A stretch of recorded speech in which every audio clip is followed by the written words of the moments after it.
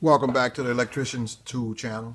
Today I want to go over one of my meters that I overlooked, and I had it in a box. The box was inside my shed. So I'll just give a little review over, a little overview about this multimeter. This is the FLUKE 27.2. This is an extension of the old FLUKE, which was just plain 27. This is a more advanced model of that multimeter that's been around for decades. So without further ado, let's get into it. This is a multimeter that looks, let me see, it looks very well built. It feels very well built. Most of FLUKE products are very well built. I have to say that. It has a lot of features. It's also IP67 rated. That means that you put it in water and it'll survive. It will survive. This multimeter has voltage function, AC, DC, millivolts, DC. They have continuity, resistance, and they have capacitance. They have diode, they have microamps, amps, and they have microamps right here. They have microamps, amps, and DC microamps, millivolts, milliamps, and microamps. I look at it like it was fading. It's fading off. Okay, and microamps. They also have min-max feature. I said the continuity have range. They have hertz, relativity, and they have the hold and auto function right here. This is a damn good meter. If I have to say, it's a damn good meter. But when I see this multimeter, I think about the new meter that FLUKE has out right now, the new version of the 87V, 87.5 multimeter. It looks almost identical to this one. And in fact, this one has all the features of the 87.5, except the low OZ. That's the only thing. They also make a version of this multimeter 28.2, and everything is identical. The only thing separate on here, I mean that one has that this one don't have, is the low OZ. I think I saw it, but I didn't really get a good look at it. But I did see that it didn't have the low OZ. But other than that, it's the same. This is a damn good meter, man. I like it. I don't use it that often because I have a lot of multimeters. And I don't, I can go to any one of them I want to choose, but I don't really go to this too often. But this is a multimeter, a good multimeter. What I want to do is just compare the features and with some of the other FLUKE multimeters that I have, like the 289, which I'll show you in a minute. This is the 27.2. Show you 87V, this is the older model, 87V. And this is the FLUKE 289. Now, the older model, 87V, it has low OZ. But if you can look at the features on here and compare the features to here, the same exact thing. And except it doesn't have temperature. I'm looking at the temperature. And that may be on the 28.2 model temperature. Now, I know they only have a few of the things this 289 has. This is a beast. This is a beast of a multimeter right here. But other than that, it's a darn good multimeter. I just wanted to pull it out to do a quick review on it. And I'm going to do some different things. Like I'm going to do a weigh-in on it to just show you guys. Well, first I want to show you the thickness of it. Look how thick it is compared to the 87V. 87V on this side, 27.2 on this side. And now let me put it compared to the 289. It still looks a bit thicker than the 289 on here.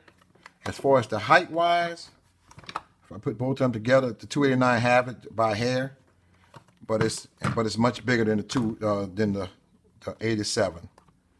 It's much bigger than the 87 by a hair. But so I'm gonna just do a weigh-in to see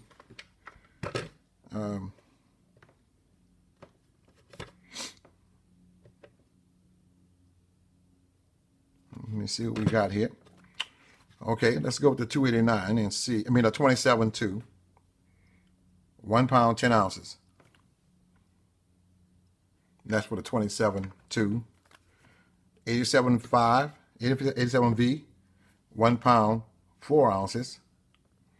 So far, the 27 is in the lead. And this is the 289, 1 pound, 12 ounces. So it's 2 ounces. This is 2 ounces heavier than this one. So this is the order that it would go in for as weight-wise. 1, 2, 3. The order that it would go in for as thickness. Oh, I'm looking at it from this side. Let me put it like this. Maybe you guys can see. You tell me. It looks like this.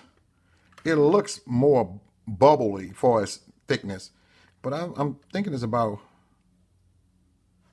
if this wasn't sticking out so far, where the leads go, wasn't for that. I'm thinking that it'd almost be about the same. Almost be about the same. As far as features, where we know the 289 has way more features than both of them. And the only feature that this have are two things that this one don't have. That'll be low Z. The 87 V have two things more than this one, and that'll be the temperature and the low Z. But they cost about, well, when I first bought this one years ago, over 10 years ago, I think I paid $400 something for this. I can't remember, $400 something from this. And this one cost me almost $400 something too. I remember this one also today, recently, about a year ago, $400 something. So, so I'm gonna do a little test on it. I got this cord right here hooked up to my Variac transformer, and I'm gonna apply some voltage to it, and we're gonna see just how accurate it is. Okay. Here.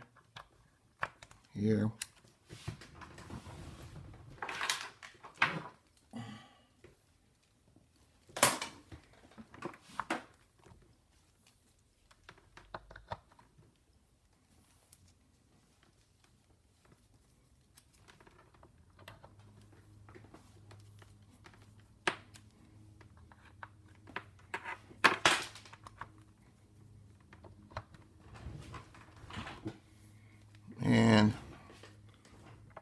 you just see, just applying some, do a little quick test, that's all, and see how accurate this 27.2 is. So I'm turning on my Variac, and I'm gonna see.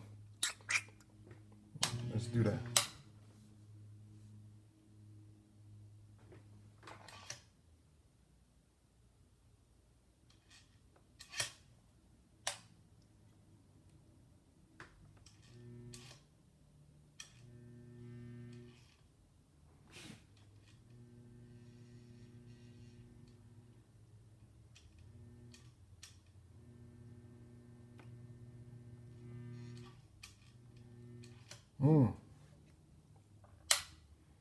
Something ain't right with that. I'm gonna put it in the wall socket. That Variac don't sound right, so I'm gonna put it in here.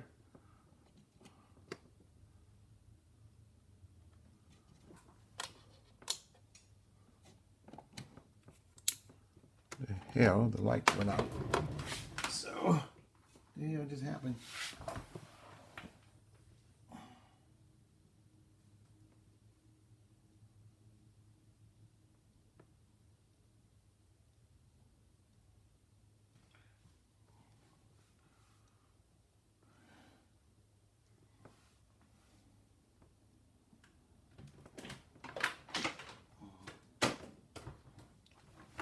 Let's see, the lights just went out, so let me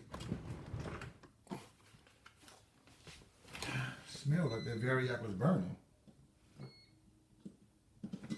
Well, what it did was trip the breaker. So, man, I'll be, yeah, maybe that gives me trouble. So I'll be right back. Let me try to turn the breaker on, the circuit breaker. I'll be right back.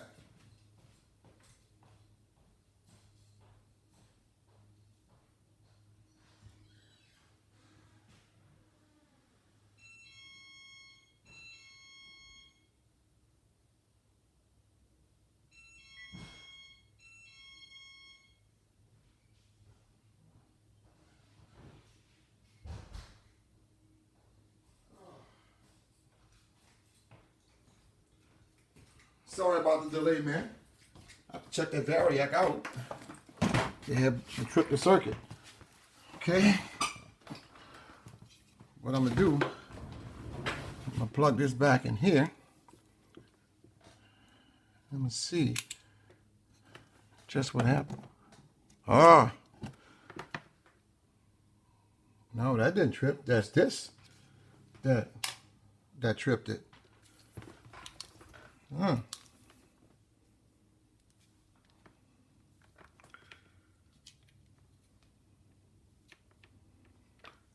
Oh.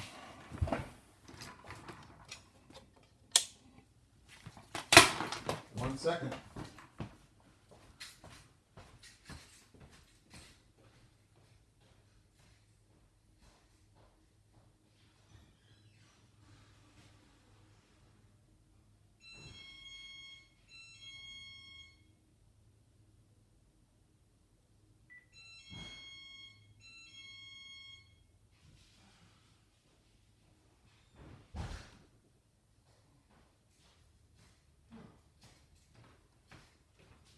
Sorry about the delay, man. Something is wrong with my little contraption here. So what I'm going to do, I'm going to hook this up to my DC power supply, because something is wrong with this cord that I made. I have to check it. It may be broken somewhere. Okay. Okay.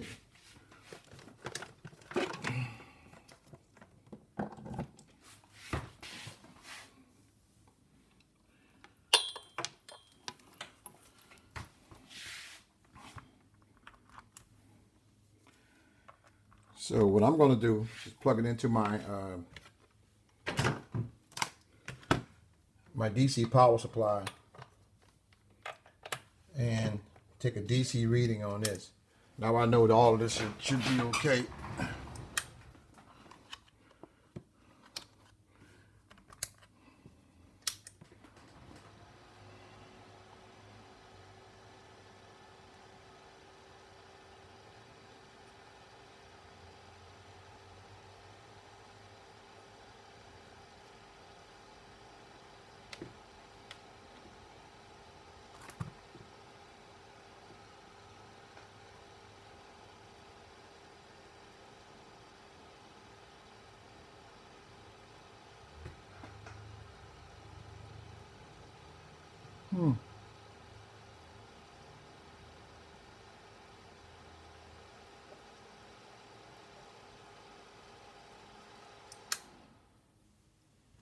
I'm going to have to see what's wrong, man. I can't even give you a good reading. Something ain't right here. Now I'm going to have to do some troubleshooting with this. My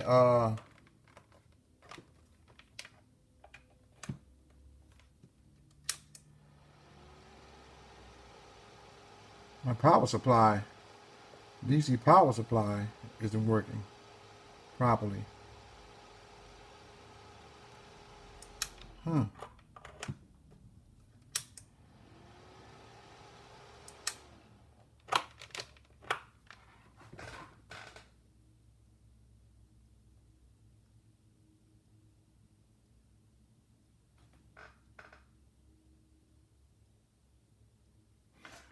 Anyway, I'm sorry about that, man. I'm going to have to, I won't be able to perform any kind of test with it today.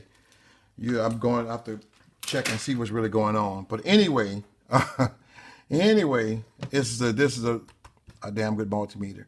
And which one I would buy first would be my go-to multimeter, evidently, to be this 289. Because even though it have more features than the rest of them, it's a little bit like overkill. It's better to have more than less. And then my second choice would be the the 87V.